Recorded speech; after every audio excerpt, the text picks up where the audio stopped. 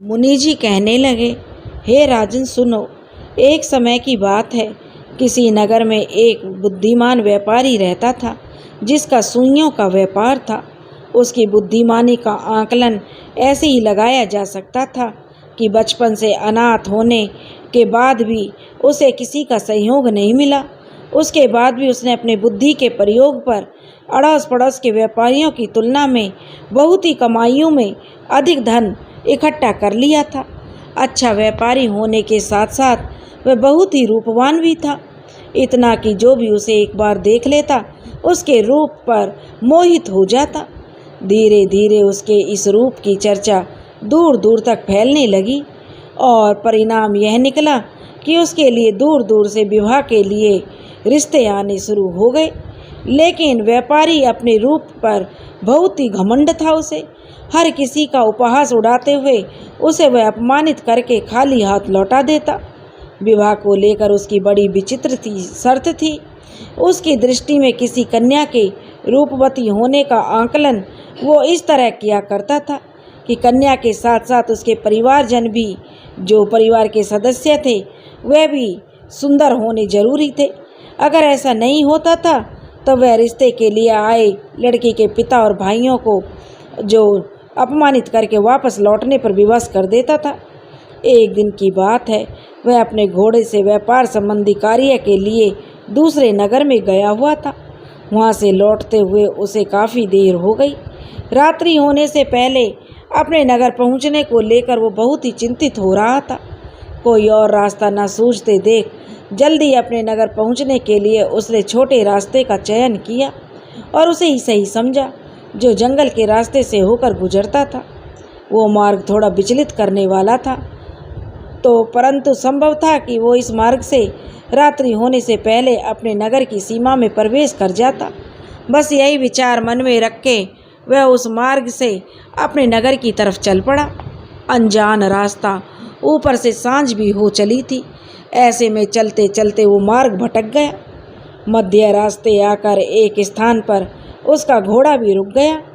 उसने घोड़े की तरफ देखा तो महसूस किया कि घोड़ा इतना थक चुका था कि उसे पीठ पर बिठाकर और आगे बढ़ने की स्थिति में नहीं दिख रहा था, और शायद उसे प्यास भी लगी थी। प्यास तो उसे बहुत लग रही थी, परंतु इस जंगल जैसे वीराने में पानी का मिलना उसे संभव नहीं दिख रहा था। वो पानी की तलाश में इधर उधर नज़र दौड़ाता घोड़े की लगाम थामे पैदल चला जा रहा था। रात्रि होने को आ रही थी, परंतु ना तो उसे सही रास्ता मिल रहा था और ना ही पानी का कोई स्रोत ही नजर आ रहा था जिससे कि वह अपनी प्यास बुझा सके। भय और चिंता से ग्रस्त होकर वह आगे बढ़ते हुए मन ही मन ईश्वर से प्रार्थना करने लगा, हे प्रभु, आप ही कोई ऐसा मार्ग सुझाओ, मैं क्या करूं? आप भी जानते हो यह मार्ग खतरे से खाली नहीं है। ऐसे में अगर मैं यहाँ रात्रि बिताना भी चाहूँ तो मेरे लिए ऐसा संभव नहीं हो पाएगा। रात्रि भी होने को आ गई है, मेरा घोड़ा भी चलने की स्थिति में नहीं है, प्यास के मारे गला भी सूखता जा रहा है। हे भगवान, मैं क्या करूं जिससे मैं इस विपत्ति से निकल सकूं? अब आपका ही सहारा है प्रभु। कुछ करो प्रभु, कुछ तो चमत्कार करो प्रभु। और वह भगवान से मन ही मन प्रार्थना करता जा रहा था और अपने कदम आगे की ओर बढ़ाता जा रहा था। कुछ देर चलते रहने के बाद अब उसकी शारीरिक शक्ति जवाब दे गई थी और वह अपनी जान की परवाह किए बगैर निडाल होकर एक घने वृक्ष के नीचे जाकर बैठ गया। रात्रि गहराने को थी। उसके शरीर की थकावट अपने चरम पर, ऐसे में कोई और विकल्प न देखते हुए उसने वो रात उसी वृक्ष के नीचे काटने का निश्चय किया। सुरक्षा की दृष्टि से उसने अपने घोड़े को भी उसी वृक्ष की, जिस वृक्ष के नीचे वह बैठा था, उसी से बांधकर खुद भी चादर फैलाकर वहीं लेट गया। अधिक थकावट और प्यास के कारण उसे कुछ ही देर में नींद आ गई। मध्य रात्रि का वक्त था। अचानक से उस व्यापारी को एहसास हुआ कि जिस प्यास की व्याकुलता के साथ वो गहरी नींद में जा चुका था, उसके उस व्याकुलता की तृप्ति हो रही थी। कोई तो था जो अपने हाथों से उसे तृप्त कर रहा था। उसने अपनी आंखें खोली तो देखा दूधिया रंग सा दमकता एक खूबसूरत चेहरा उसकी ओर झुका हुआ था, उसे तृप्त करने में लीन था। इतनी रात गए इस जंगल जैसे वीराने में इतनी खूबसूरत स्त्री, उसे अपनी आंखों पर विश्वास नहीं हो रहा था। वह अपनी आंखों को मलता हुआ उस स्त्री से हैरत भरी नज़रों से गौरपूर्वक देखता है और समझने की कोशिश करने लगा कि कहीं वो कोई सपना तो नहीं देख रहा। वो स्त्री अब तक उसे पानी पिलाने में मगन थी। अचानक उसकी नज़रें उस व्यापारी की नज़रों से टकरा गईं और उसकी अपनी ओर इस तरह से अपलक ताकता हुआ पाकर वह लज्जावश नीची नज़रें उसने कर ली। सच तो यह था, उस स्त्री के मुख से वो अपनी नज़रें ही नहीं हटा पा रहा था। उसके रूप लावण्य का जादू उस पर इस कदर चल चुका था कि वह अपनी सुध बुध बिसराए मोहक दृष्टि से उसकी ओर निरंतर देखे जा रहा था। इतनी रूपवान स्त्री, वो भी इस वीराने में और इस पहर में। परंतु इसे कैसे पता चला कि मुझे प्यास लगी है? जब मैं यहाँ लेटा था तो उस वक्त तो यहाँ कोई नहीं था। यह कैसे संभव हुआ? वह विचार मग्न होकर उस पर टकटकी लगाए देख रहा था और उसके कानों में पड़ती मिश्री सी घुलती आवाज़ ने उसकी तंद्रा भंग कर दी। हे अनुपम सौंदर्य की स्वामी, हे कामदेव के समान मुख वाले मेरे स्वामी, इतने विस्मित नज़रों से भरकर आप मुझे क्यों देख रहे हो? मेरी मनोस्थिति मैं आपकी समझ सकती हूँ। इससे पहले आप कुछ समझें, आपको मेरा परिचय बता देना उचित होगा। मेरा नाम प्राचालिका है और मैं इस जंगल की रानी हूँ। यहीं पास में ही दूरी पर मेरा महल है। नियम अनुसार प्रतिदिन की तरह आज भी मैं इस जंगल में भ्रमण करने को निकली थी, तभी मेरी दृष्टि आप पर पड़ी। आपको अपनी ओर हैरत से देख प्रचालिका थी, उसके मन में का जो भेद जान चुकी थी, उसने कहना प्रारंभ किया, इसमें हैरत जैसी कोई बात नहीं है। मुझे रात्रि को भ्रमण करना अच्छा लगता है, क्योंकि इस जंगल के चप्पे चप्पे से वाकिफ़ हूँ, इसलिए भय से कोसों दूर हूँ। इस घोड़े को आपके साथ यहाँ बंधा देखकर आपकी स्थिति का अंदाजा हो गया था। आपके निद्रावस्था में होने के पश्चात भी आपके मुख से प्यास की व्याकुलता का भान मुझे हो गया था, इसलिए मैं आपके लिए पानी लेकर आई और जैसे ही पानी से भरा पात्र आपके मुख से लगाया, आपकी आंखें खुल गईं। तो ये रही मेरी आपके सम्मुख आने की और आपको पानी पिलाने की अब तक की कथा। मेरे विचार से मेरे कहे अनुसार अब आपके मन से मुझको लेकर सारी शंकाओं का समाधान हो गया होगा। वह कहने लगा, हे देवी, आपकी कृपा दृष्टि का बहुत बहुत आभार। आपने मेरी व्याकुलता का अंदाजा मेरे बिना कहे मेरी निद्रावस्था में ही मेरे मुख को देखकर लगा लिया। इससे पता चलता है कि आप कोई साधारण व्यक्तित्व वाली कन्या नहीं हो। मुझ अनजाने पथिक के लिए आपके हृदय में इतनी उदारता देख मैं आपके आगे नतमस्तक हूँ। अगर सत्य कहूँ तो वास्तव में आपकी दरिया दिली का मैं कायल हो चुका हूँ। आप मुझे रूपों का स्वामी कह रही हैं, परंतु सत्य तो यह है, मैंने आपके समान अद्वितीय सुंदरी कोई नहीं देखी। आपके रूप को देखकर तो अप्सराएं भी लज्जित हो जाएं। ऐसे अद्भुत अलौकिक रूप की मलिका हैं आप। सत्य तो यह है कि आपको देखकर मैं स्वयं को ही बिसरा बैठा हूँ। हे अनुपम रूप के शहजादे, मैं धन्य हुई आपके मुख से इतनी प्रशंसा सुनकर, परंतु केवल इतने से ही आप मुझे प्रसन्न नहीं कर सकते। आप जैसा सुकुमार रूपवान यूँ वीराने में किसी वृक्ष के नीचे विश्राम करता अच्छा नहीं लगता। मैं चाहती हूँ आप इसी वक्त मेरे साथ मेरे महल में चलें और मुझे अगले कुछ दिनों के लिए अपनी सेवा का अवसर प्रदान करें।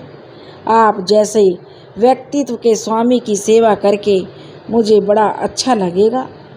आप मेरा आतिथ्य स्वीकार करेंगे तो मुझे अत्यधिक प्रसन्नता होगी। मेरे लिए यह अत्यंत गौरव की बात होगी, जैसा कि आप उचित समझें। व्यापारी ने कहा और कहा कि मैं आपके साथ चलने के लिए भी तैयार हूँ। खुशी क्षण में व्यापारी, जिसका नाम रूप कुमार था, प्राचालिका के महल में था। वह उस महल की शान और शौकत देखकर हैरत से भर गया। इस वीराने में इतना खूबसूरत महल, सच में ये तो बहुत ही अद्भुत है।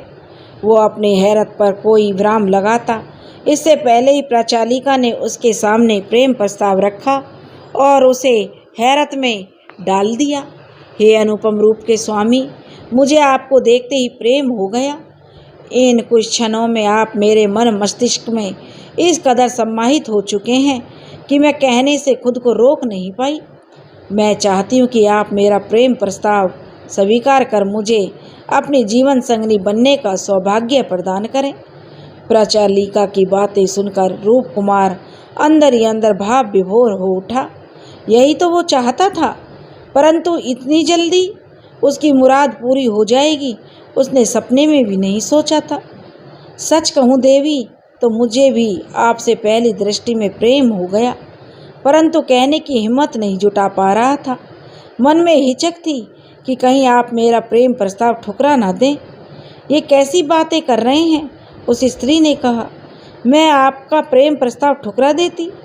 आप जैसे आकर्षक, बलवान, ओजवान और तेजवान की पत्नी भला कौन स्त्री नहीं बनना चाहेगी। मेरे लिए तो आपका साथ पाना बड़े सौभाग्य की बात होगी। 1 हफ्ते के बाद आने वाले शुभ मुहूर्त पर दोनों का विवाह राजी खुशी संपन्न हो गया।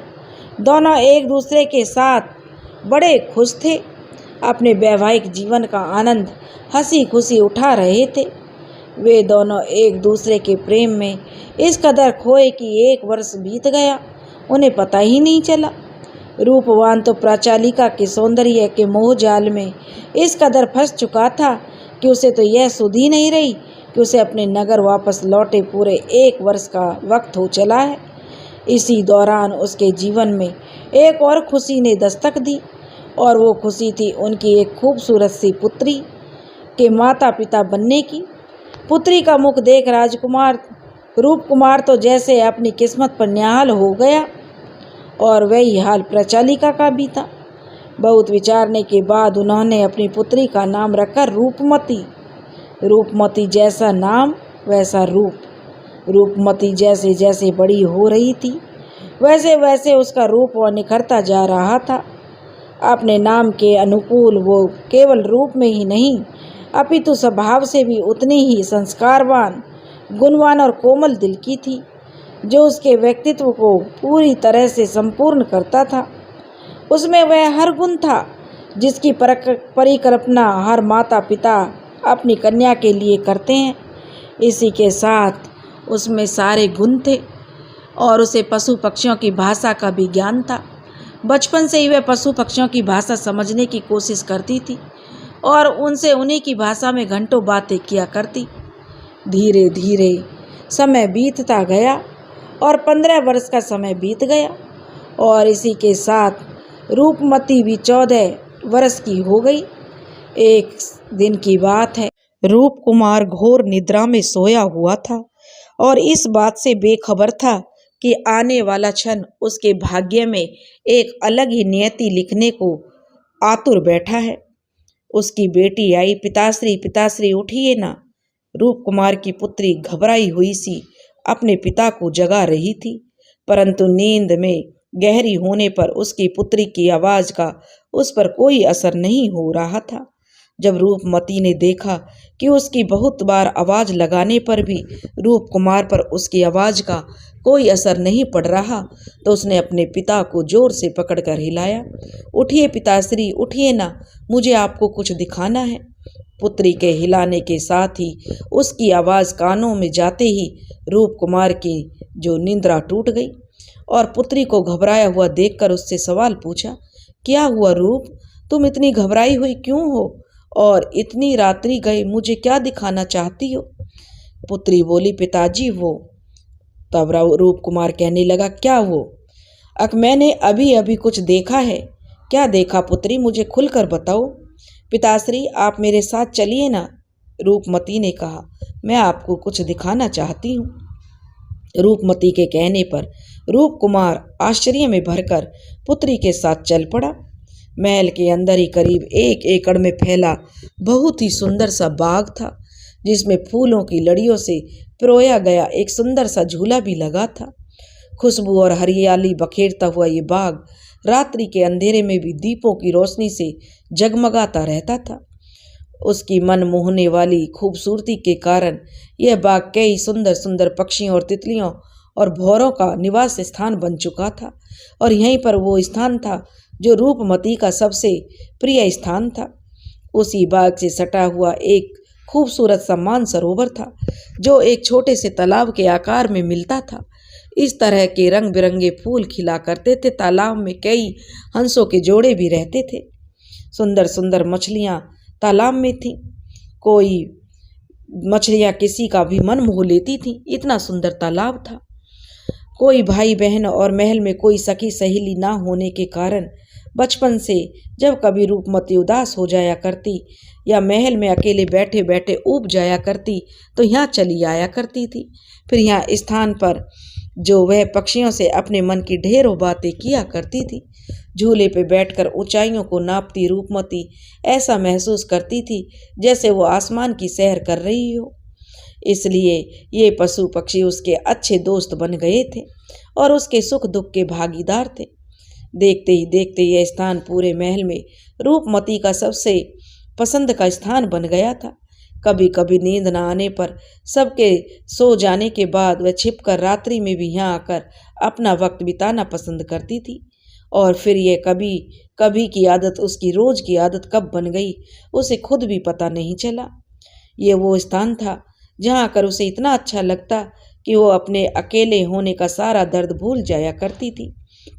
हर रोज की तरह आज भी रूपमती फूल पत्तियों से घिरे उस बाग के बीचों बीच बैठ फूलों की कोमलता को निहार रही थी और उनसे पंछियों से बातें कर रही थी। तभी उसने किसी के आने के पैरों की आहट सुनी तो उसका ध्यान उस तरफ गया। उसने देखा एक साया था जो जल्दी जल्दी उस बाग से होता हुआ मानसरोवर की तरफ बढ़ रहा था। इतनी रात गई, कौन आया है जो मानसरोवर की तरफ जा रहा है? मेरे अलावा तो यहाँ इस वक्त तो कोई और नहीं आता। फिर आज कौन? मुझे पता लगाना होगा। शंका में भरकर सच्चाई का पता लगाने उस साये का पीछा करते करते वह उस स्थान पर पहुंच गई जहां से वह अनजान तो नहीं थी परंतु ज्यादा परिचित भी नहीं थी। इस स्थान पर वो इससे पहले भी आ चुकी थी, किंतु बरस में एक बार ही ऐसा मौका आता था जब वो अपने परिवार के साथ इस स्थान पर आती थी। तालाब से थोड़ी दूरी पर एक मंदिर था। वो साया उसी मंदिर में प्रवेश कर रहा था। दूर से उसे साफ साफ कुछ नजर नहीं आ रहा था। जब तक वो उसके साये के नजदीक पहुंचने की कोशिश कर रही थी, वह साया अदृश्य हो चुका था। उसे आश्चर्य हुआ यह देखकर कि जो साया उसके सामने उस मंदिर के अंदर गया था वो अचानक इतनी जल्दी अदृश्य कैसे हो गया। उसने पूरे मंदिर का पूरी बारीकी से मुआयना किया, परंतु उसे कोई भी ऐसा गुप्त मार्ग नहीं दिखा जहां से उसका इस तरह से अदृश्य होना संभव हो सके। वह हैरत में भरकर वापस लौट ही रही थी, तभी उसका ध्यान वन देवी की मूर्ति की तरफ चला गया। उस मूर्ति को देखकर उसे कुछ अजीब लगा। उसने देखा वन देवी की मूर्ति का मुंह थोड़ा खुला हुआ था, जबकि इससे पहले जहां तक उसे ध्यान दिया था उसका मुंह बंद रहता था। वो इस चीज पर आश्चर्य प्रकट करते हुए विचार मुद्रा में आ गई और उत्सुकतावश वो मूर्ति का मुंह बंद करने के उद्देश्य से उस मूर्ति के मुख तक पहुंचने की कोशिश करने लगी, परंतु मूर्ति इतनी बड़ी थी कि उस मूर्ति का मुख उसकी पहुंच से बहुत दूर था। इसी दरमियान ऐसा कुछ हुआ जिसने उसे अचंभे में डाल दिया। ये क्या? थोड़ी देर पहले जिस मूर्ति का मुंह थोड़ा सा खुला था वह अपने आप और खुलता जा रहा था। खुलते खुलते वह इतना बड़ा हो गया कि उसके अंदर एक हट्टा कट्टा आदमी भी आसानी से समा सकता था। मूर्ति का अचानक ऐसा बदला रूप देखकर वह घबरा कर पीछे हटा। तभी उसका ध्यान उस मूर्ति के मुंह के अंदर गया, जिसे देखते ही उसकी आंखें आश्चर्य से फटी की फटी रह गईं। उस मुंह के अंदर से सीढ़ियां गई हुई थी जो नीचे की ओर उतरती थीं। उसे समझ नहीं आ रहा था यह सब कैसे हुआ। उसने अपने दिमाग पर जोर दिया तो उसे आभास हुआ कि मूर्ति को छूने के दौरान उसकी कोहनी उस मूर्ति के उदर से रगड़ खा रही थी। शायद यह उसी रगड़ का चमत्कार था। मूर्ति का इस तरह मुंह की ओर खुलना और अंदर सीढ़ियों का जाना उसकी उत्सुकता को बढ़ा रहा था। हो ना हो वो साया इसी के अंदर गया होगा, क्योंकि इसके अलावा कोई और मार्ग नहीं है यहाँ से निकलने का। अपनी जिज्ञासा और शंका का समाधान करने के लिए उसका उन सीढ़ियों के नीचे उतरना अत्यंत आवश्यक था। सत्य का पता लगाने के लिए मुझे इस मुख के अंदर उतरना ही होगा। मन में यह विचार आते ही उसने बिना देरी किए अपने पैर उन सीढ़ियों पर रख दिए और बिना देर किए बिना भय के नीचे की ओर उतरने लगी। करीब 10 सीढ़ियां उतरने के बाद अब वो एक कक्ष में दाखिल हो चुकी थी। इसी के साथ मूर्ति का पिछला द्वार अपने आप ही बंद होते देख उसे समझते देर न लगी। हो ना हो मूर्ति अपने पहले वाले रूप में वापस आ गई है। उसने चारों दिशाओं में नजर दौड़ाई तो महसूस किया वो कक्ष सा नजर आने वाला स्थान एक तहखाना था, जो बड़ा होने के साथ ही अंधेरे से घिरा हुआ था। साफ साफ कुछ नजर नहीं आ रहा था आने, और वो अंधेरे की परवाह किए बिना सीधी चलती रही। अभी उसने 100 कदम की दूरी ही तय की होगी, तभी उसे दूर से जलता हुआ एक लोसी नजर आई। अब वो अपना ध्यान उधर इधर भटकाए बिना उस लो की ओर बढ़ने लगी। थोड़ी और दूर जाने पर उसने देखा लो हवन की अग्नि से उत्पन्न हुए प्रकाश का था, जो एक बंद कोठरी से हो रहा था और खिड़की के माध्यम से उस कक्ष में प्रवेश कर रहा था। उसने देखा जहां ये हवन हो रहा था वहीं पास में वो साया भी बैठा था, जिसका पीछा करते करते वो यहाँ तक पहुंची थी और हवन उसी के द्वारा किया जा रहा था। उस साये का मुख उल्टी दिशा में होने के कारण वह उसे अभी भी नहीं देख पा रही थी, परंतु यह अवश्य देख पा रही थी कि सामने ही एक दैत्याकार की बटी सी मूर्ति थी, जो बड़ी ही अजीब सी दिख रही थी। रूपमती ने ऐसी डरावनी सी सूरत वाली मूर्ति इससे पहले कभी नहीं देखी थी।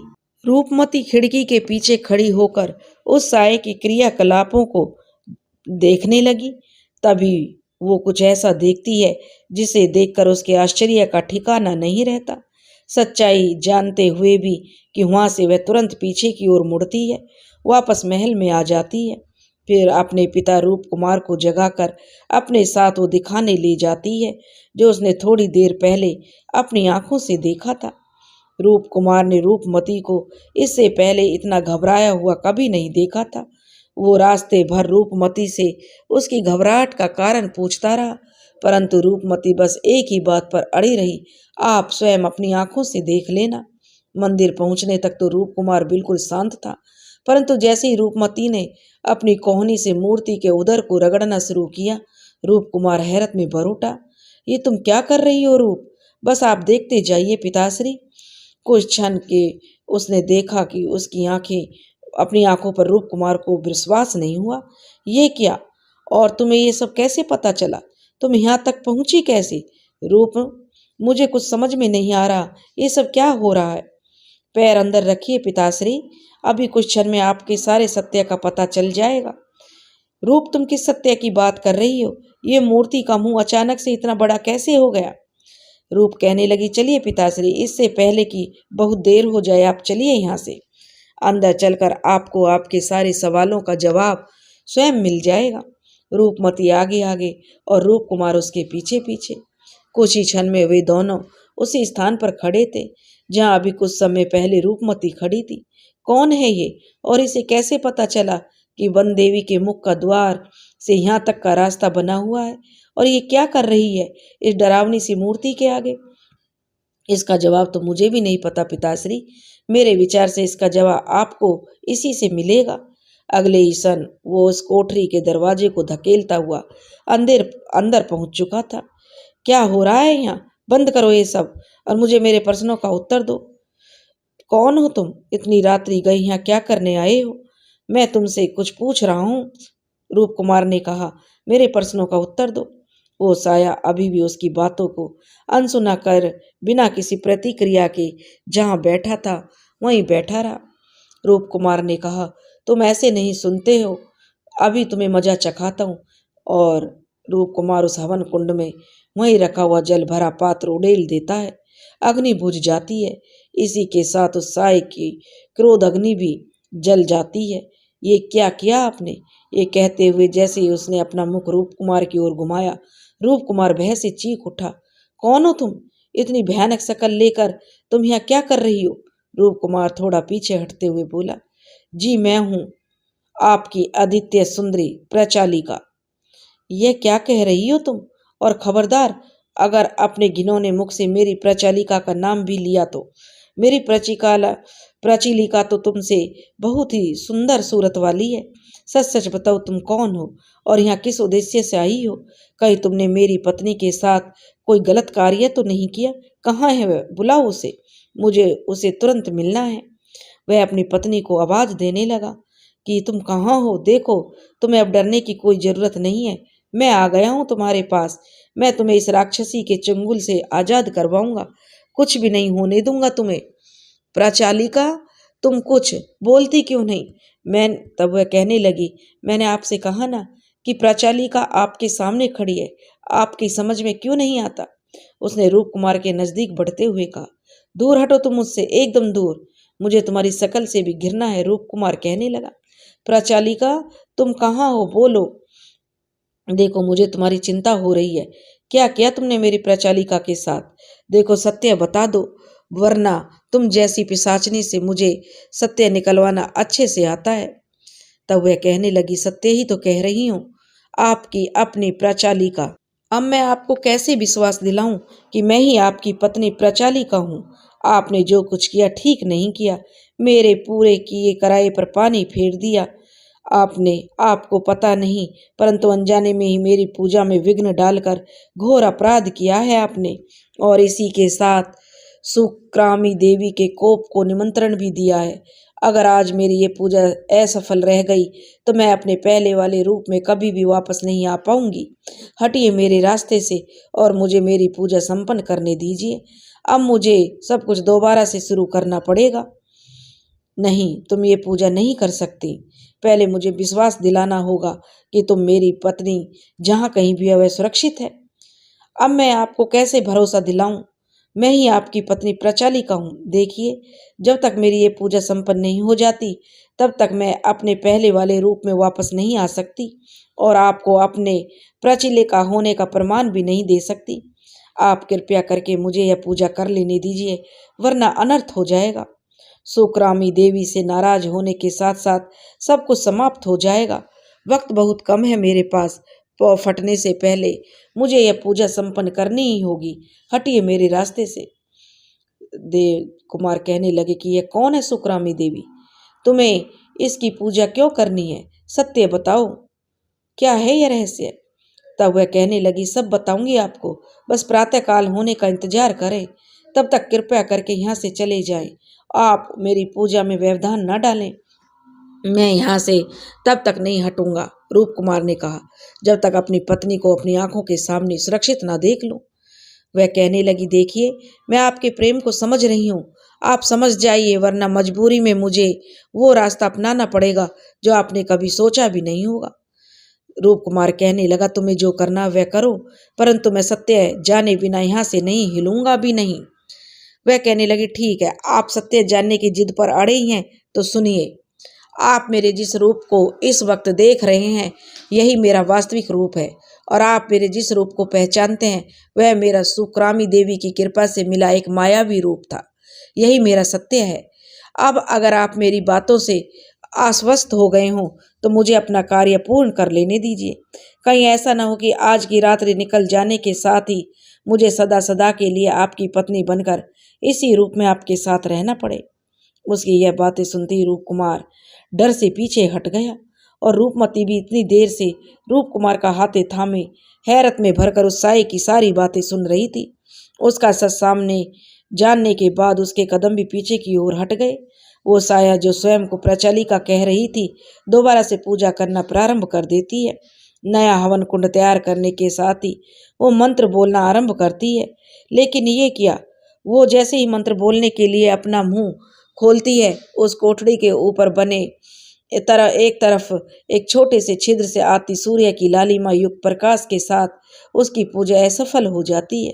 उधर पूजा असफल होती है, इधर प्रचालिका भावावेश में भरकर रूप कुमार की ओर दौड़ती है। ये क्या किया आपने? आपको इस चीज का जरा भी भान नहीं है। किंतु सत्य यही है कि ऐसा करके आपने मेरे साथ साथ स्वयं को और रूप को भी सजा दे दी है, वो भी इस उम्र भर की। अब आपको और रूप को भी इसी अवस्था में, इसी रूप में मेरे साथ सारी उम्र रहना पड़ेगा, क्योंकि अब इसके अलावा कोई और दूसरा विकल्प नहीं छोड़ा आपने। ऐसा कदापि नहीं हो सकता, दूर हटो मेरी नजरों से, रूप कुमार ने कहा। सामने से तुमने ये सोच भी कैसे लिया? मैं और रूप तुम्हारे इस भयानक रूप के साथ उम्र भर तुम्हारे साथ रहेंगे? तुम्हारे इस रूप को देखकर मेरे मन में घृणा के भाव भर उठे हैं। इतना बड़ा छल करके तुमने ठीक नहीं किया हमारे साथ। 15 वर्षों से तुम मुझे और रूप को धोखे में रखती आ रही हो, इसका प्रायश्चित तो तुम्हें करना पड़ेगा। रूप कुमार बहुत गुस्से में उसे एक तरफ धकेल देता है। देखिए, मुझे क्षमा कर दीजिए।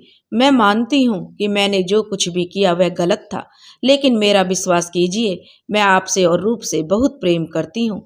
तुम शायद भूल रही हो प्रचलिका, यह प्रेम नहीं छल है, रूप कुमार ने कहा। धोखा दिया है तुमने मुझे, किसी की भावनाओं के साथ विश्वासघात किया है तुमने। सच पूछो तो तुम्हें मुझसे कभी प्रेम हुआ ही नहीं। अगर तुम्हारा प्रेम सच्चा होता तो तुम इस तरह धोखा देकर मुझे इतने वर्षों तक अपने रूप जाल में फंसा कर नहीं रखती। जब तुम्हारे प्रेम का आरंभ ही धोखे पर टिका है तो तुम यह इतने विश्वास से कैसे कह सकती हो कि तुम्हारा प्रेम सच्चा है? तब वह कहने लगी, जी सत्य कह रहे हैं आप।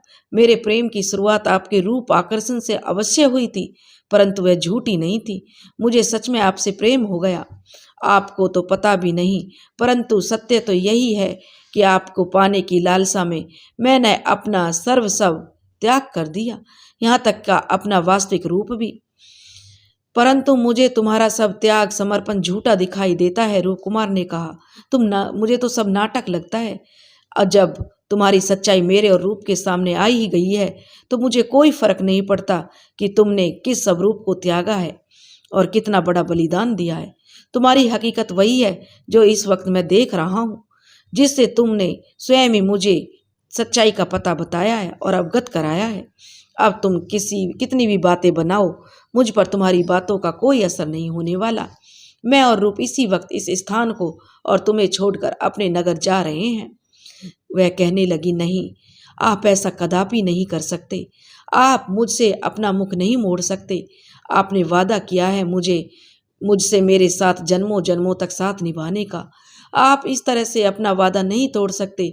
आप कौन होते हैं मेरी पुत्री को मुझसे दूर करने वाले? मैं पिशाच योनि में हूँ तो क्या हुआ?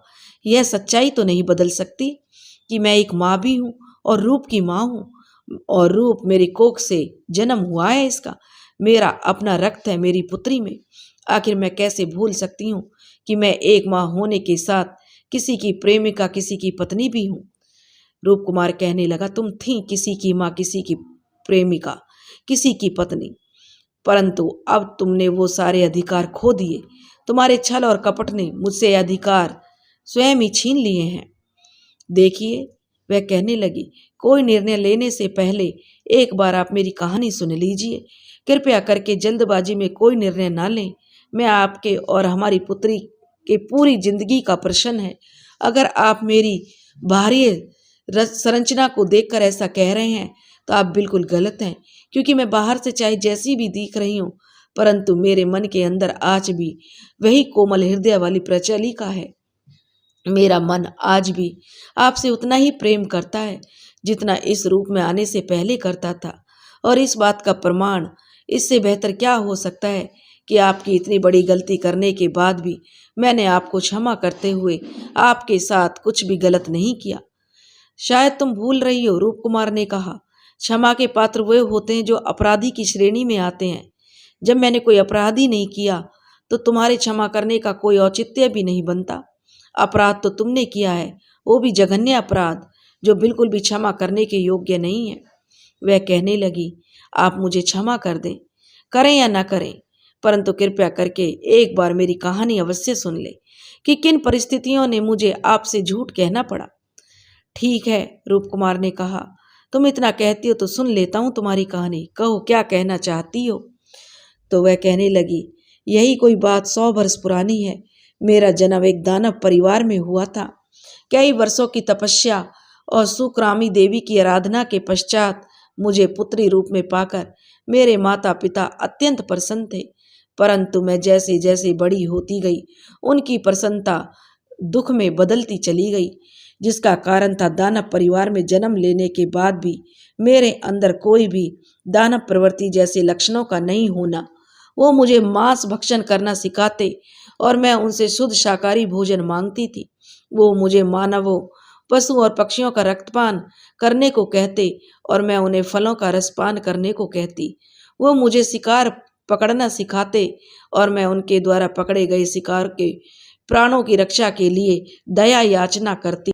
धीरे धीरे कुछ वर्षों बाद मैं बड़ी होने लगी तो मुझे लेकर मेरे माता पिता की चिंता और बढ़ गई। फिर एक दिन अपनी इस चिंता को दूर करने का उन्हें एक उपाय सूझा। वो उपाय था मेरा विवाह करवाने का। उन्हें लगा कि अगर वो मेरा विवाह करवा देते हैं तो हो सकता है कि मुझ में कुछ बदलाव आ जाए। यह विचार रख कुछ दिनों पश्चात उन्होंने मेरा विवाह एक दानव से तय कर दिया। परंतु जैसे ही मुझे पता चला कि उन्होंने मेरी मर्जी के बिना जो मेरा विवाह किसी दानव से तय कर दिया है, तो उन पर मेरा गुस्सा फूट पड़ा और मैंने उन पर क्रोध जाहिर करते हुए उस विवाह से इनकार कर दिया। उस वक्त माता पिताजी भी मेरी इच्छा के आगे बेबस हो गए और मेरे मोह में विवश होकर उन्होंने मेरा साथ देना उचित समझा और उस रिश्ते के लिए मना कर दिया। धीरे धीरे दिन बीत रहे थे। इसी के साथ मेरी शारीरिक संरचना को लेकर मेरी उदासीनता बढ़ती जा रही थी। मुझे उदास देख मेरे माता पिता को तनिक भी अच्छा नहीं लगता था। वे समझ नहीं पा रहे थे कि वह ऐसा क्या करे जिससे मेरी उदासी दूर हो सके। मेरी उदासी उनसे देखी नहीं जा रही थी, परंतु वो कुछ भी कर पाने में विवश थे। इसी के साथ एक सच यह भी था कि मैं उन्हें सुक्रामी देवी की कृपा से मिली थी, इसलिए मेरे मन को बदलने के लिए उन्हें सुक्रामी देवी के अतिरिक्त कोई और मार्ग नहीं सूझा। एक दिन मैं बैठी बैठी कुछ सोच रही थी, तभी अपने माता पिता की पूरी तन्मयता से सुक्रामी देवी की आराधना करते हुए मैंने उन्हें देखा। सुक्रामी देवी के प्रति उनके इस श्रद्धा भाव को देखकर मेरे मन में भी इच्छा जागृत हुई कि मुझे भी उनकी आराधना करनी चाहिए। वैसे ही इस आसुरिक जीवन को जीने से तो अच्छा है कि मैं अपना मन कहीं और लगाकर इस चीज को ही भुला देती हूँ कि मेरा जन्म कहाँ और किस योनि में हुआ है। जब मेरे माता पिता मेरी इस इच्छा से अवगत हुए तो उन्हें मेरे इस निर्णय पर कोई भी आपत्ति नहीं हुई, बल्कि उन्होंने खुशी खुशी इसकी स्वीकृति दे दी। उनकी स्वीकृति मिलते ही मेरा एक ही उद्देश्य था, किसी भी परिस्थिति में देवी सुक्रामी को प्रसन्न करना और उनका आशीर्वाद पाना। फिर क्या था, माता पिता की आज्ञा मिलते ही मैं इस जंगल में आ गई और इसी जगह उनकी मूर्ति स्थापित कर अपना पूरा ध्यान उनकी आराधना में लगा दिया। कई वर्षों की कठोर तपस्या का परिणाम यह हुआ, एक दिन सुक्रामी देवी को मेरे सामने प्रकट होना पड़ा। सुक्रामी देवी को अपने सामने देख मुझे अपार प्रसन्नता हुई। अपनी आंखों पर विश्वास नहीं हुआ। मैंने सुक्रामी देवी को प्रसन्न कर लिया, परंतु जब उन्होंने मुझसे मेरी इच्छा पूछी और मुझे कोई 2 वरदान मांगने को कहा, तब जाकर मुझे विश्वास हुआ कि वास्तव में मैंने सुक्रामी देवी को प्रसन्न कर लिया है। मुझे 2 वर मांगना था और यही वे अवसर था जिसका मुझे लाभ उठाना था। उन 2 वरदानों के स्वरूप पहला वरदान मैंने मांगा, मुझे इस राक्षसी योनि से मुक्ति मिल जाए, और दूसरा वरदान मांगा, मुझे जीवन साथी के रूप में किसी मानव का साथ मिले। दूसरा वरदान तो उन्होंने मुझे दे दिया, परंतु पहला वरदान देने से इनकार कर दिया, ये कहते हुए कि इसका ऐसा करना उनके आसुरिक नियम के विरुद्ध है, पूरे दानव जाति और समाज के साथ अन्याय होगा। परंतु एक अच्छी बात हुई, इस इनकार स्वरूप उन्होंने मुझे एक ऐसा वरदान दिया जो मेरे लिए कारगर साबित हुआ, और वो वरदान था, मैं जब चाहूँ अपनी इच्छा अनुसार कोई भी रूप धारण कर सकती हूँ, किंतु इसकी एक सीमा थी, जिसकी प्रतिबद्धता ये थी कि 15 वर्ष की अवधि बीत जाने के पश्चात मैं इस वरदान का प्रयोग नहीं कर सकती। इस वरदान के साथ ही उन्होंने मुझे कुछ ऐसी शक्तियां भी दी थीं जिनसे मैं आसुरिक रूप में रहते हुए जीवन भर जब चाहे प्रयोग में ला सकती थी। आपके रूप और आपके साथ रहते हुए मेरा 15 वर्ष कब बीत गया मुझे पता ही नहीं चला। मैं आप लोगों के मोह पास में इस कदर जकड़ी थी कि यह भूल गई कि यह मेरा स्थायी रूप नहीं है, बल्कि सुकरामी देवी द्वारा दिया गया मायावी रूप है। आज की रात का अंतिम मौका था मुझे मेरे रूप बदलने वाली शक्ति का दोबारा हासिल करने का। सुकरामी देवी ने कहा था, अगर 15 वर्ष पूरे होने से पहले अमावस्या की रात को तुमने मेरी विशेष पूजा कर मुझे प्रसन्न कर लिया तो कई वर्षों का फल तुम्हें इसी एक रात की पूजा में मिल सकता है। आज से ठीक 15 वर्ष पहले उन्होंने मुझे किसी भी रूप में आ जाने का वरदान दिया था और उसी दिन वरदान मिलने के बाद मुझे आप उस वृक्ष के नीचे सोए हुए मिले थे। आप पर मेरी नज़र पड़ी तो मैं अपनी सुध बुध बिसरा बैठी और मुझे आपसे पहली दृष्टि का प्रेम हो गया और फिर मैं आपके मन रूपी मंदिर में उतरने का मेरा मन मचल उठा। किंतु एक समस्या थी। वो समस्या थी मेरी बाहरी संरचना जो कि इतनी भयानक थी। मैं विचार कर ही रही थी तभी मुझे सुकरामी देवी का दिया हुआ वरदान याद आया जो मुझे उसके द्वारा कुछ क्षण पहले ही दिया गया था। उस वरदान के तहत मुझे विश्वास हो गया कि हो ना हो मानव रूप में मेरा जीवन साथी बनने के लिए सुकरामी देवी ने आपको मेरे लिए यहाँ इस वीराने में भेजा होगा।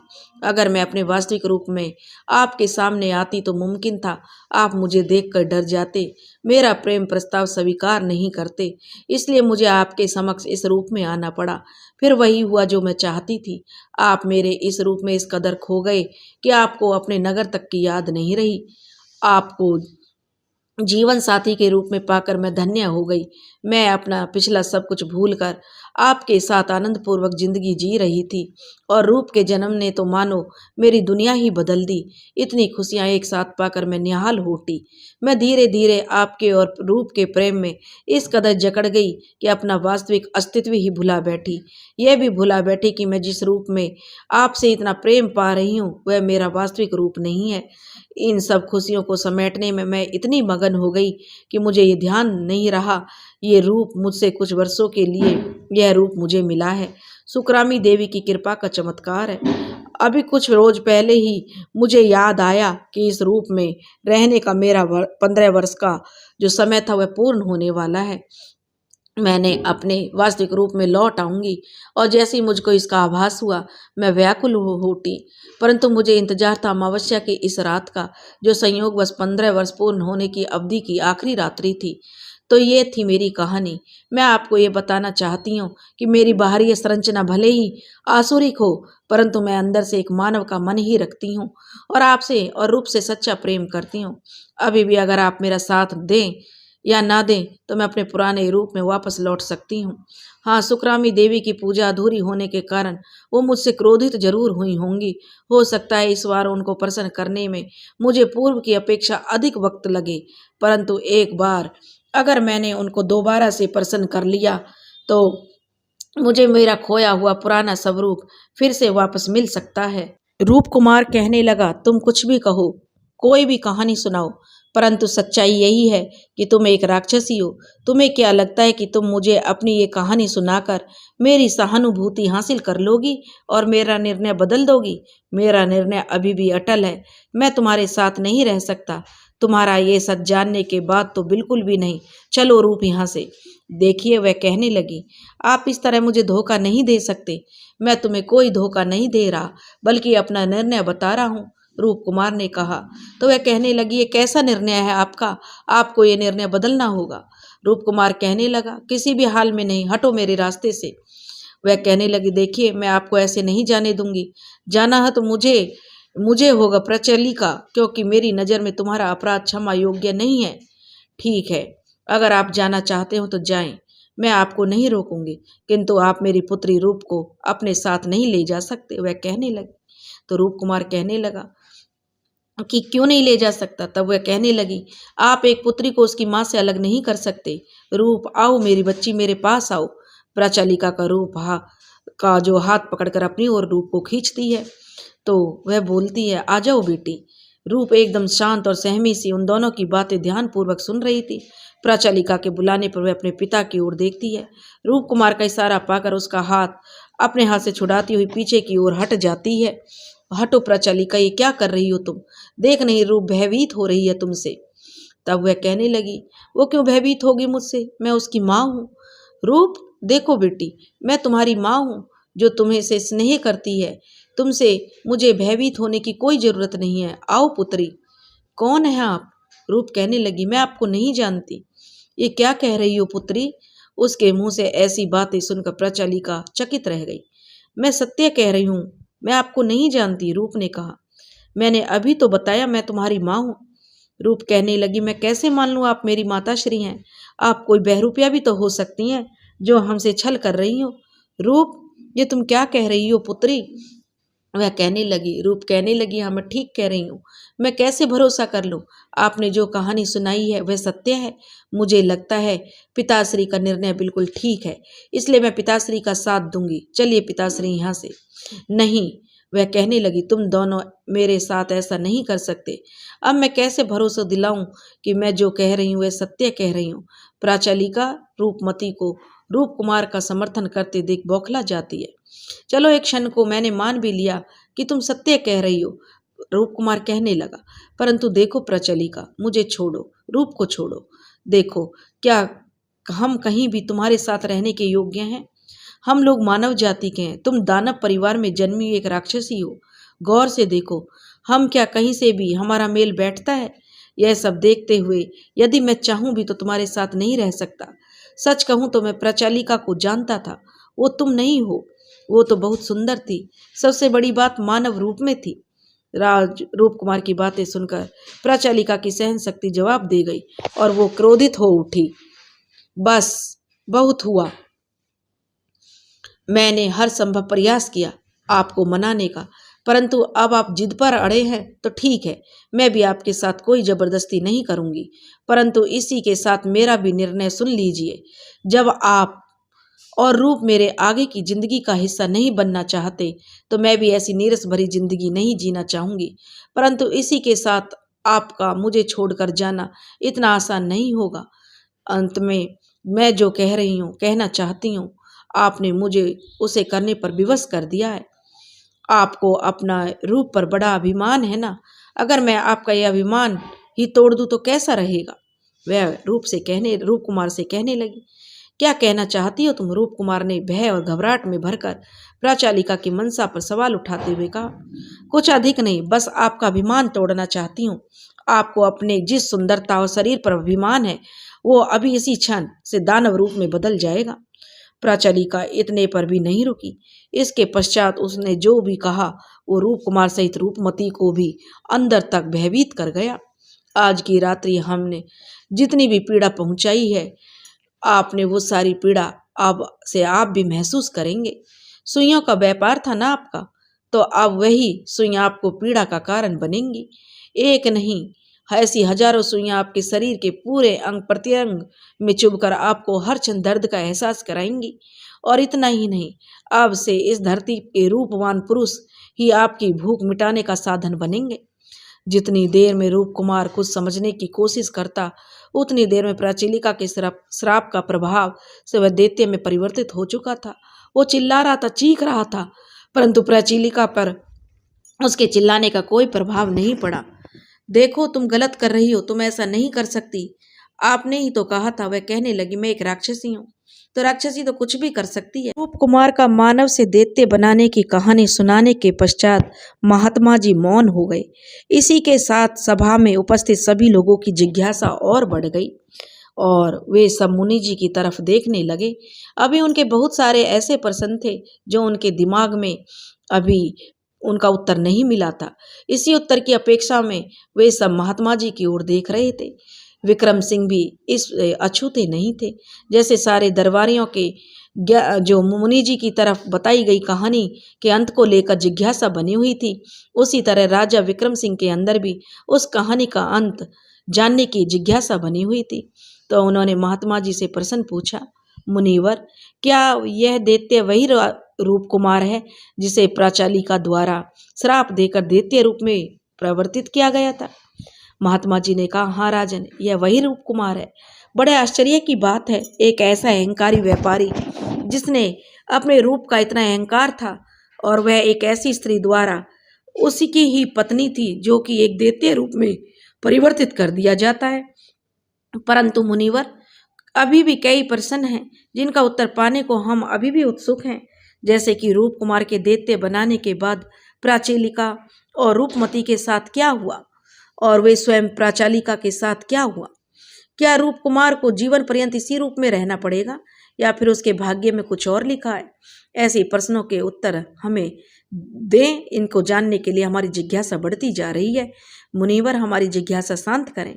महात्मा जी कहने लगे। विक्रम सहित दरबार में सभी लोग उत्सुकता से महात्मा जी की बात सुनने लगे। प्राचालिका रूप कुमार और रूपमती की बातों से इतना दुखी हो गई कि वह क्रोध से पागल हो उठी। रूप कुमार को दैत्य बनाने के श्राप देने के बाद उसने रूपमती को भी नहीं बख्शा। रूपमती को उसने उसी क्षण एक गाय में बदल दिया और तत्पश्चात वहीं जो हवन कुंड जल रहा था उसकी अग्नि में कूदकर खुद भी उसमें स्वाहा हो गई। उसके हवन कुंड में सम्माहित होते ही महल भी ध्वस्त हो गया, जिसकी सुंदरता, विशालता और भव्यता देखते ही बनती थी। देखते ही देखते वह महल एक खंडर में परिवर्तित हो गया, क्योंकि वो महल भी प्राचालिका के रूप की तरह ही उसकी माया का एक हिस्सा था, जिसका प्रभाव अभी तक था जब तक प्राचालिका जीवित अवस्था में और सही सलामत थी। ओह, ये तो बहुत ही बुरा हुआ उन तीनों के साथ। तो क्या अब कभी भी वे दोनों अपने पुराने रूप में नहीं वापस लौट पाएंगे? विक्रम सिंह ने रूपमती और रूप कुमार को लेकर अपनी जिज्ञासा प्रकट की। तब महात्मा जी कहने लगे, आ सकते हैं राजन। जाते जाते रूप कुमार के क्षमा याचना करने और गिड़गिड़ाने पर प्राचालिका का पत्नी धर्म जागृत हो गया। उसे रूप कुमार पर दया आ गई। उसने अपना दिया श्राप तो वापस नहीं लिया, परंतु वह उसे उसके इस रूप से मुक्त होने का उपाय जरूर बता गई। इसी के साथ उसने अपनी पुत्री रूपमती को, जो उसके भाग्य की एक नई और बेजोड़ कहानी लिख गई। इसका तात्पर्य है कि दोनों प्राचालिका के श्राप से मुक्त हो सकते हैं। संभव है ना? जी, मुनिवर ने कहा। राजा विक्रम सिंह कहने लगे, मैं आपका तात्पर्य अभी भी नहीं समझा मुनिवर, आप क्या कहना चाहते हैं? महात्मा जी कहने लगे, मेरे कहने का तात्पर्य यह है राजन कि प्राचालिका ने जाते जाते रूप कुमार को उसकी मुक्ति का उपाय का जो मार्ग बताया था, उसके कथन अनुसार कोई ऐसा इंसान ही उसे इस योनि से मुक्ति दिला सकता है जो मृत्यु लोक पर इंसान होकर भी देवताओं से गुण रखता हो, जो सर्वश्रेष्ठ व्यक्ति का धनी हो, जिसे प्रेम की परिभाषा पता हो, जो बलशाली होने के साथ साथ ज्ञानी और विवेकवान भी हो, जो स्वयं को झूठ, ईर्ष्या और द्वेष से कोसों दूर रखता हो, जो सबको एक दृष्टि से देखता हो, जो अपने से श्रेष्ठ जनों का आदर करता हो, अपनों से छोटे को भी सम्मान देना जानता हो, जो किसी जाति, धर्म, वर्ग में ऊंच नीच का भेद नहीं करता हो, जिसे किसी भी प्रकार का अहंकार ना हो, धन, रूप, बल, प्रतिष्ठा, पद किसी भी चीज का नहीं, जो सौंदर्यता से परिपूर्ण हो और परंतु सौंदर्यता का पुजारी ना होकर मानवता का पुजारी हो, जिसे अपने जीवन से अधिक दूसरों का जीवन प्यारा हो, जिसमें दया, भावना, सहनशीलता कूट कूट कर भरी हो, जो अपनी सबकी पीड़ा समझता हो। प्राचालिका के कहे अनुसार ये सारे गुण आप में विद्वान हैं और इसलिए इस कार्य के लिए आप ही सबसे दक्ष हैं, और ऐसा ही व्यक्ति हर प्रकार से शारीरिक शुद्धिकरण के लिए भी उपयुक्त होता है। यही कारण था कि मैंने इस विशेष कार्य के लिए आपको चुना।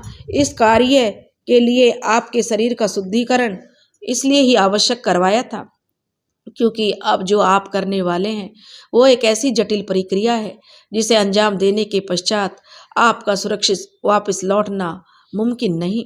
महात्मा का इतना कहना था कि उनकी बातों को सुनकर सारे दरबारियों में कानाफूसी शुरू हो गई। वो सब समझ नहीं पा रहे थे आखिर महात्मा जी का प्रयोजन क्या है। क्या वे सब कुछ जानते हुए भी महाराज को मौत के सुपुर्द करना चाहते हैं? अगर ऐसा है तो ऐसा संभव नहीं हो पाएगा, क्योंकि हम अपने महाराज को जानबूझकर किसी ऐसे कार्य के लिए नहीं भेज सकते जहां से उनका सुरक्षित वापस लौटना नामुमकिन हो। धीरे धीरे कानाफूसी विरोध के रूप में परिवर्तित हो गई, जिससे राजमाता भी अछूती ना रह सकी। आखिर ऐसी कौन सी माँ होगी जो अपने बच्चे को जानबूझकर मौत के मुंह में धकेलना चाहेगी? उनके लिए महात्मा जी का यह कथन किसी वज्रपात से कम नहीं था। दरबारियों का इस बात को लेकर एक तरफा विरोध होता देखकर महात्मा जी ने उनको शांत कराते हुए कहा, देखिए, मैं जानता हूँ यह सुनकर निश्चय ही आपको पीड़ा पहुंची होगी, परंतु यहाँ केवल दो ही विकल्प बचते हैं। पहला विकल्प ये, या तो महाराज अपने प्राणों की परवाह न करते हुए मेरे बताए हुए मार्ग का अनुसरण कर उसे श्राप मुक्त करते हुए अनंतपुर वासियों को उसका भोजन बनने से रोक ले, या फिर अपनी प्रजा को अपनी आंखों के सामने उस दैत्य का शिकार बनता देखते रहें और अंत में स्वयं उसका ग्रास बन जाएं। इन अवस्थाओं में दोनों ही भयानक हैं, परंतु इसमें पृथ्वी आकाश सा अंतर है। पहला विकल्प चुनने पर केवल महाराज के प्राणों पर संकट आएगा, बाकी सब सुरक्षित बच जाएंगे। वहीं दूसरा विकल्प चुनने पर सारे अनंतपुर वासियों सहित महाराज भी सुरक्षित नहीं रह पाएंगे। अब निर्णय आपके ऊपर है कि आप कौन सा विकल्प चुनते हैं। कुछ भी हो, चाहे हमें एक एक करके उस सुकासुर के भोजन का साधन ही क्यों ना बनना पड़े, परंतु हम सब कुछ जानते हुए अपने महाराज को अपनी आंखों के सामने यूं मौत के मुंह में जाते हुए नहीं देख सकते। मंत्री शिवराज सिंह जो कहने लगे, महात्मा की बात का विरोध होने लगा और सबने हाँ में हाँ मिलाने लगे। सारे दरबारी शिवराज की बातों का समर्थन करते हुए एक स्वर में बोले कि हम अपने महाराज को मौत के मुंह में नहीं जाने देंगे।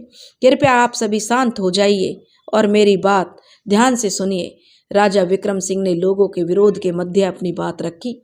देखिए, मैं समझ सकता हूँ आप सभी मुझसे बहुत प्रेम करते हैं और जिस प्रकार आप मुझसे अपार प्रेम करते हैं उसी प्रकार मैं भी आप सभी से उतना ही प्रेम करता हूँ, परंतु इसी के साथ यह भी झुटलाया नहीं जा सकता कि सभी अनंतपुर वासी मेरे बच्चों के समान हैं, जिनकी मुझे कुछ अपेक्षाएं जुड़ी हुई हैं।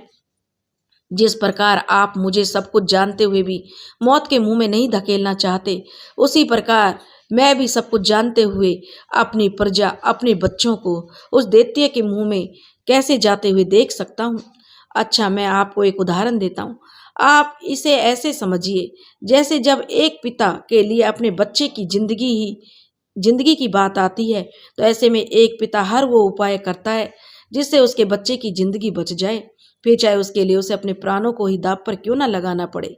कारण एक पिता सब कुछ देख सकता है, सब कुछ सह सकता है, किंतु अपने जीते जी अपने बच्चों को उसकी जिंदगी से हारता नहीं देख सकता।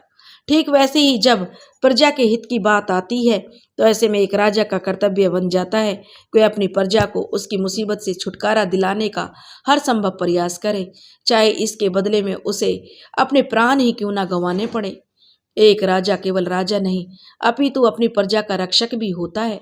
ऐसे में मैं अपनी प्रजा का सुरक्षा करना एक राजा का दायित्व बन जाता है, और जो राजा अपनी प्रजा के लिए अपने कर्तव्य का निर्वाह नहीं करता वो कायरों की श्रेणी में आता है। उसे राजा कहलाने का कोई हक नहीं होता। मैंने पहले ही कहा था कि अपनी प्रजा की रक्षा के लिए चाहे मुझे अपने प्राण गंवाने पड़े तो मैं पीछे नहीं हटूंगा। इसलिए आप मुझे मेरा कर्तव्य निभाने से ना रोकें, और यही हम सबके लिए उचित भी होगा। उनकी बातें सुनकर दरबारियों में कुछ कहते नहीं बना। दरबारियों से इतना कहने के पश्चात वे महात्मा जी की ओर रुख करते हुए कहते हैं, मुनिवर, मैं तैयार हूँ। आप मुझे केवल ये बताइए कि मुझे ऐसा क्या करना होगा जिससे हमारी प्रजा भी सुरक्षित रहे और रूपकुमार और रूपमती को प्रचालिका के श्राप से मुक्ति मिल जाए। मुझे आपसे ऐसे ही किसी उत्तर की अपेक्षा थी राजन। मुझे ये जानकर अत्यंत प्रसन्नता और गर्व की अनुभूति हो रही है कि मेरा यहाँ आना व्यर्थ नहीं गया और आपने वही किया जिसकी अपेक्षा मैंने आपसे की थी। इसलिए आपने मेरी बातों का मान रखते हुए कई लोगों के हित का निर्णय लिया है। हे राजन, अब मैं जो उपाय आपको बताने जा रहा हूँ उसे ध्यानपूर्वक सुनो। यहाँ से तकरीबन 110 कोस की दूरी पर पूर्व दिशा की ओर सिलाना नामक एक पर्वत पड़ता है, जिसकी ऊंचाई लगभग 1 योजन है। आपको उस पर्वत पर चढ़ते हुए उस पर्वत के दूसरे छोर पर पहुंचना होगा। वहां से दूसरी तरफ नीचे की ओर उतरते हुए उसी पर्वत के मध्य आपको एक गुफा मिलेगी, जिसमें बंकट गुफा के नाम से जाना जाता है। आपको उसी बंकट गुफा में प्रवेश करना होगा। वह गुफा इतनी संकरी और अंधेरे से युक्त है कि किसी भी साधारण इंसान का उसके अंदर जाना आसान नहीं है, परंतु यहाँ तक मैं आपके साहस और धैर्य से अवगत हूँ। मुझे पूरा भरोसा है आपके लिए यह कार्य इतना कठिन नहीं होगा। करीब 200 कदम की दूरी तय करने पर आपको वहाँ एक कुआं दिखाई देगा। वो कोई साधारण कुआं नहीं है, वो कुआं एक ऐसे बौने का निवास स्थान है जो असीम शक्तियों का मालिक है और जिसकी बहादुरी बाहरी दुनिया से कोई भी सरोकार नहीं है। इन सारी विपत्तियों का निदान उसी बौने के पास है। इससे पहले आप उससे मिलें, मैं आपको उससे संबंधित कुछ आवश्यक जानकारियां देना चाहता हूँ। उस बौने की विशेष बात यह है कि वह जैसा आपको दिखाई देता है वास्तव में वैसा नहीं है। दिखने में वह जितना भयानक और आक्रामक लगता है, दिल से उतना ही सीधा साधा और दयालु है। परंतु इसी के साथ उसमें एक विचित्र आदत भी है। वो ये कि हर वर्ष वह 10 मास की निद्रा अवस्था में रहता है और केवल 2 मास ही जागृत अवस्था में रहता है। वो 2 मास भी वो अपने इष्ट देव की आराधना में लगा देता है। कुल मिलाकर 12 मास के किसी भी अवस्था में उससे मिलना इतना आसान नहीं है। उसके आदत अनुसार 12 मास के 10 मास का ये वक्त उसकी निद्रा अवस्था का है और अगले 5 मास तक वो भी इसी अवस्था में रहने वाला है। आपके कथा अनुसार इस वक्त वह निद्रावस्था में होगा। महाराज कहने लगे, तो ऐसे में मेरा उससे मिलना कैसे संभव हो पाएगा मुनिवर? तब महात्मा जी की बात सुनकर विक्रम के मन में यह प्रश्न उठा। तो महात्मा जी कहने लगे, आपने सत्य कहा राजन, बहुत, परंतु अगर मन में किसी कार्य को लेकर निष्ठा, लगन और सच्चाई हो तो कोई भी कार्य ऐसा नहीं जिसे करना संभव हो। मैं मानता हूँ ये कार्य थोड़ा कठिन है, परंतु असंभव बिल्कुल नहीं। इस विषय को लेकर अधिक परेशान ना हो। मैं आपको एक ऐसी युक्ति बताऊंगा जिससे इस कार्य तक पहुंचना आपके लिए कुछ सीमा तक आसान हो सकता है। परंतु आप इस गुफा में प्रवेश करें इससे पहले आपको एक और कार्य करना होगा। यहाँ से पश्चिम दिशा की ओर 90 कोस की दूरी तय करने पर एक केवड़ा नामक ग्राम पड़ता है। उस ग्राम में सोमा नाम का एक ग्वाला रहता है, जो ग्वाला गायों के खरीद फरोख्त का व्यापार करता है। चूँकि उसकी रोजी रोटी का एकमात्र साधन है, इसलिए आए दिन उसका एक गांव से दूसरे गांव और एक नगर से दूसरे नगर आना जाना लगा रहता है। एक दिन वो अपनी गाय संबंधित खरीद फरोख्त के कार्य से निवृत्त हो उसी जंगल से होता हुआ अपने घर वापस लौट रहा था, जिस जंगल में कभी प्रचलिका का महल हुआ करता था। वो उस जंगल का रास्ता जल्दी पार करने के उद्देश्य से अपने कदमों को जल्दी जल्दी बढ़ाता हुआ चला जा रहा था। तभी उसकी नज़र एक गाय पर पड़ती है। उस गाय पर नज़र पड़ते ही वो अपनी दृष्टि इस परिकल्पना से इधर उधर घुमाता है कि उस गाय का मालिक वहीं है या कहीं आसपास होगा, किंतु उसे कोई भी नज़र नहीं आता। कुछ देर वहीं ठहरकर प्रतीक्षा करने के बाद जब उसने देखा कि गाय के आसपास तो क्या दूर दूर तक कोई नज़र नहीं आ रहा, तो उसे आश्चर्य होता है और इसी के साथ वो एक विचार आता है। वो विचार था उस गाय को अपने साथ ले जाने का। बस फिर क्या था, यह विचार मन में आते ही उस गाय को लेकर उसके मन में भीतर दया का भाव उमड़ा कि वह अपने साथ उसे ले जाने से स्वयं को नहीं रोक पाया। एक वो दिन था और एक आज का दिन है। तब से लेकर आज तक वो गाय उसी ग्वाले के पास है। वैसे तो उसके पास 150 गायों का बड़ा जखीरा है, परंतु उन गायों में वह गाय सबसे अत्यंत प्रिय है उसको। यही कारण है कि उसने आज तक उस गाय का सौदा किसी के हाथों नहीं किया। उसके पीछे की एक छोटी सी कहानी है।